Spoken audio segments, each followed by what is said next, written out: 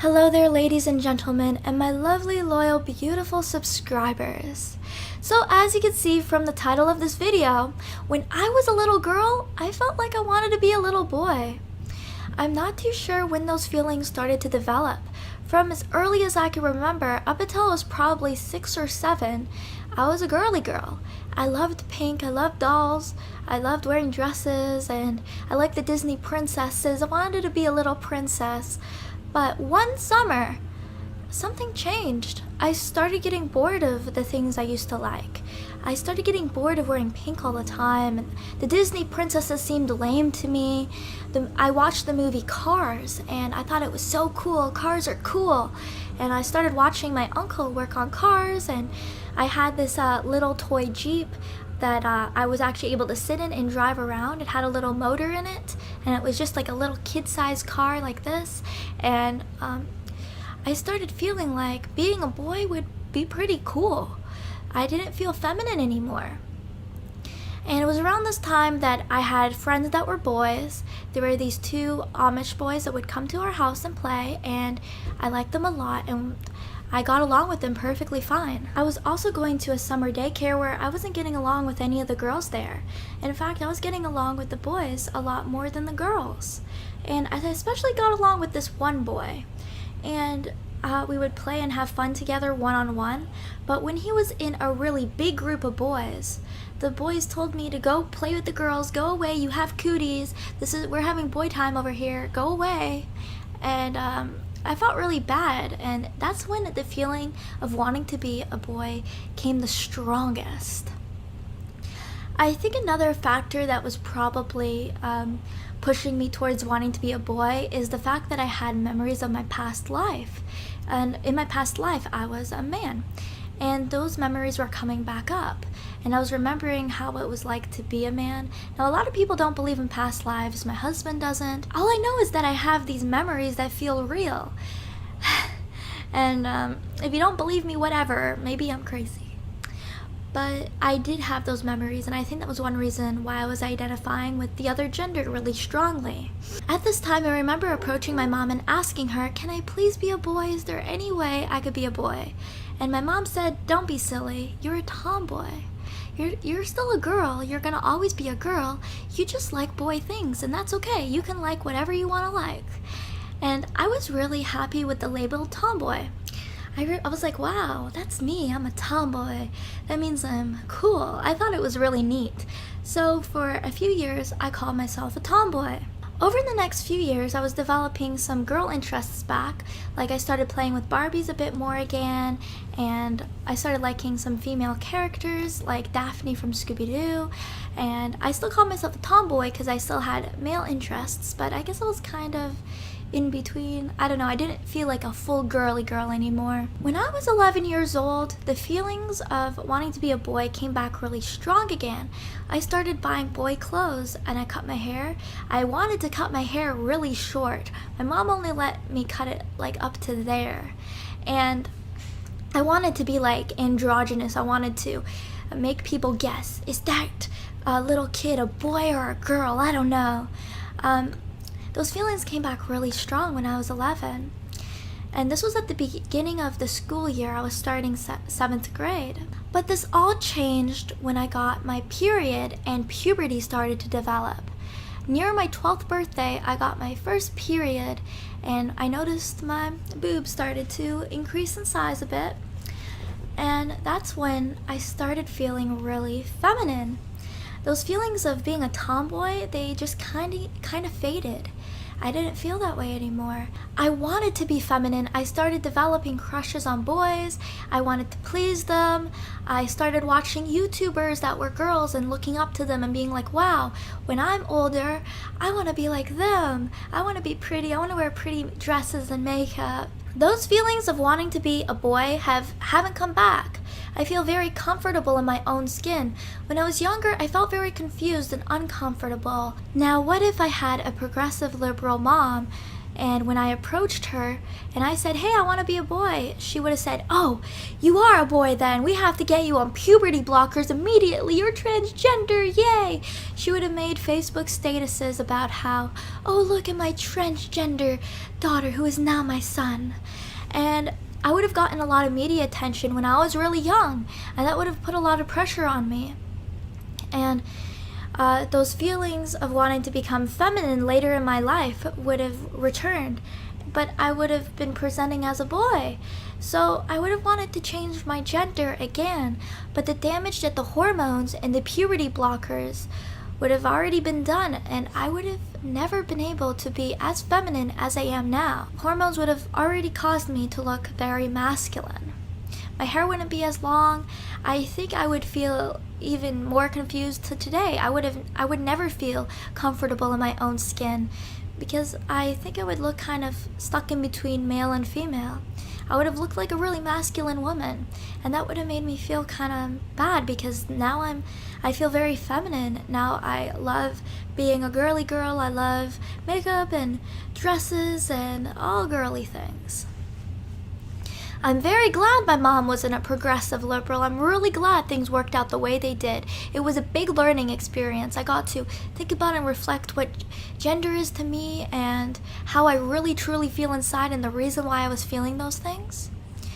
But unfortunately, there are kids out there who do have progressive parents who will put them on puberty blockers and hormones right away, and then they put their children in the eye of the media.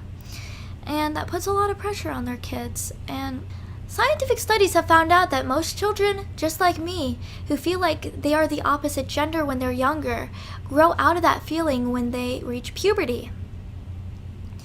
And this is probably the most compelling argument that you can make against children transitioning to be the other gender.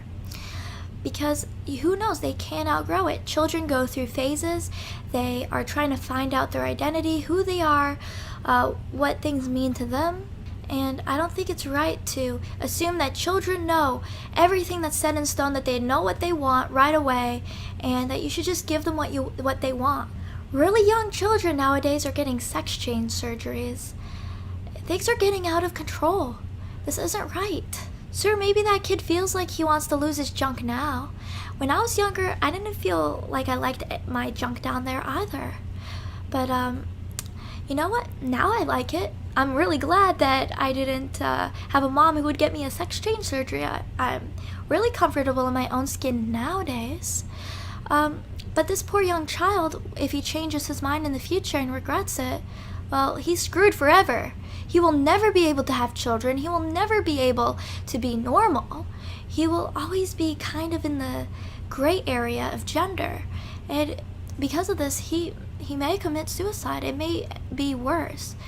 The consequences may be way worse than if a person who really feels such strong gender dysphoria until they're 18 would suffer. In a child custody case, the social workers decide which parent or guardian a child should live with, and they do not listen to what the child's preference is. But the child can decide to get a sex change surgery somewhat? How does that make any sense? There's also the issue of coaching. What if these parents are coaching their kids to say they're transgender so that they can be in the eye of the media, so they can get on Ellen DeGeneres' show, so they can have a YouTube channel supporting transgender activism and being the LGBT shining star? How do we know that a child is getting coached? Well, you don't know. That's the thing, because children are really easily manipulated. Children are really easily manipulated by adults. There's no way to know. If a child is being coached to be transgender, later on in life, they're not going to want to be transgender anymore because they will think and realize who they are as a person. But the parents have already given them hormones, and they would already have been messed up by that. So, yeah. Things are really getting out of control when it comes to this issue. In Canada recently, they passed a law that now if you are a parent of a child who's claiming to be transgender and you don't support them transitioning, you can have your children taken away from you by the state. In closing, children should not ever be allowed to transition into the other gender. There is no knowing if they are being coached by their parents or if they may change their mind in the future. Scientific studies show that most children do change their mind after they hit puberty. It is not right to destroy children's bodies before they even know who they are or what they want to be. It is wrong, it is crazy, and I do believe a lot of these parents are allowing their children to transition so that they can be a shining star in the LGBT community, so that they can go on Facebook, so they can get famous, so their children can get famous, and they think they could get rich out of it.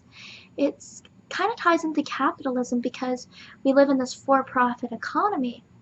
It is profitable for parents to put their kids out there in the public limelight, to make their kids celebrities, to force things upon their kids so that they could get some gigs to go on Ellen DeGeneres show, so that they can get maybe their own reality TV show like the Jazz Jennings transgender person. It's just wrong, and if you think about it, it's also very profitable for companies to promote and support transgenderism. Because think about it, if you are a makeup or clothing company and you see this transgender thing is getting really popular, you could maybe say, hey, you know, guys, maybe you're transgender, come try out our makeup. And when an adult male decides one day, you know what, I have always felt like I want to be a woman, let's be a woman. They have to go out of their way to make themselves look feminine, to present as a woman. So they are going to buy all of these beauty products, they're going to buy makeup, feminine clothing, and who profits off that? All these companies, they get a surge of money from these people. And this is why a lot of transgender people happen to be poor, because they have to spend a lot of money on hormones, on clothing, on products, and who's profiting off of that? Companies are profiting off that. I really wish people can just learn to be comfortable in their own skin. It is so wrong to be ashamed of yourself in the body that you were given. If a black person goes and says, hey, I hate being black, I want to be white, everyone would be like, oh no, please don't, just be proud of being black, that's racist, don't have internalized racism. But when a woman or a man says, hey, I want to be the other gender, nobody has the same reaction. Not anymore, at least. A long time ago, people would laugh and be like, are you crazy? That's silly. One other thing I want to mention, because you are interested in things that the other gender likes, it doesn't make you that gender. I still like trucks, I still like cars, I like history, I like things that typically men usually like. But I'm also a very feminine girl. Those things don't define my identity. Those are just interests. Everyone's allowed to be interested in anything, no matter what gender you are. That's really all I wanted to say on this topic. Now, I have my own selling site, as you know, I said in like all the videos, but I have added a video editing service on my site. I'm going to be charging $2 a minute of raw video. Raw video is unedited footage you give me to edit. So if you give me footage that is 15 minutes long, you are going to have to pay $30 for me to edit that. And I'll make jump cuts. I know how to use Adobe Premiere, okay? I know how to use the program well. I edit my own videos here. And if you give me a voiceover and you want me to make a slideshow, I'm going to charge $4 a minute of audio, because making a slideshow takes a lot more effort than just editing some video footage. Anyways, guys, always stay sane always.